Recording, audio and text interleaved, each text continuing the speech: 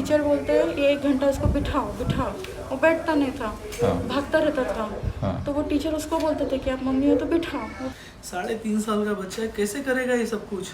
उसका तो खेलने में मन लगता है, और बच्चे पढ़ते हैं कि ये उम्र में उनको तो थोड़ा फ्रीडम चाहिए रहता है।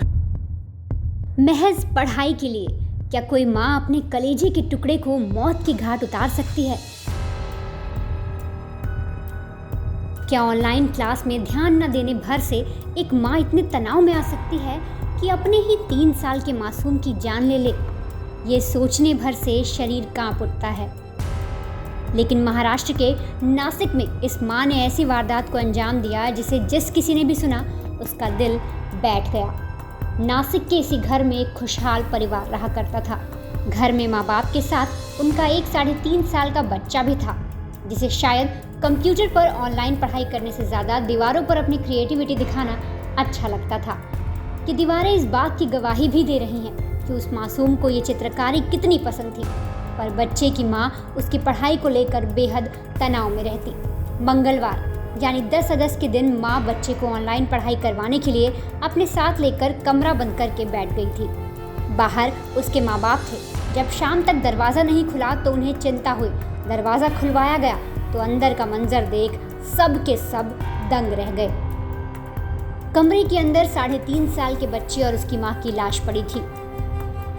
4 बजे जब दोनों अंदर पढ़ाई चल रही थी तो लड़की के पिताजी, लड़की जो है शिखा करके 32 साल की ये महिला है, इसने दरवाज़ा नहीं खोला। तो फिर उन्होंने कुछ डाउट आया कि भाई आवाज़ भी नहीं है, दरवाज़ा क्यों नहीं खोल रहे। तो फिर उन्होंने अपने जमाई को बुला लिया। जमाई आया और फिर लड़की, वो महिला के जो पिताजी थे और ये जमाई ने दरवाज़ा तोड़ के अंदर प्रवेश किया। तो उसमें ये महिला जो है पंखे से लटकती हुई पाई गई और उसका जो 3.5 साल का बच्चा है रिदान, वो बाजू में मृतावस्था में पाया गया। बाद में उसके तलाशी के दौरान उसके चिट्ठी भी मिली वहाँ से, एक सुसाइड नोट। उसने उसमें लिखा है कि मुझे किसी से शिकायत नहीं है और सब अच्छे हैं, जो मैं कर रही हूँ इसके बारे में किसी को परेशान न किया जाए, ऐसा उसने एक छोटी सी चिट्ठी लिख के रखी थी।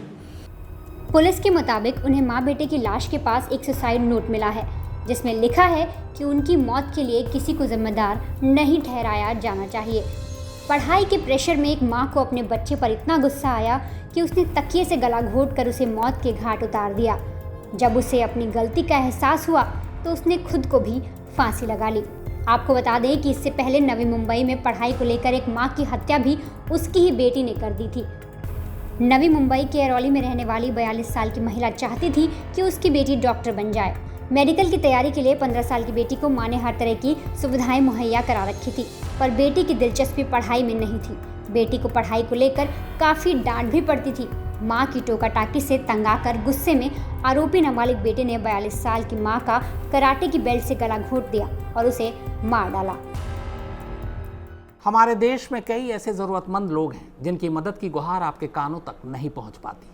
न जाने कितने ही ऐसे बेबस लोग हैं जो मजबूर हैं पैसों के साथ। आपकी एक थोड़ी सी मदद इनकी ज़िंदगी बदल सकती है। तो डोनेट करने के लिए या बाकी जानकारी के लिए आप नीचे दिए गए डिस्क्रिप्शन पर क्लिक करें।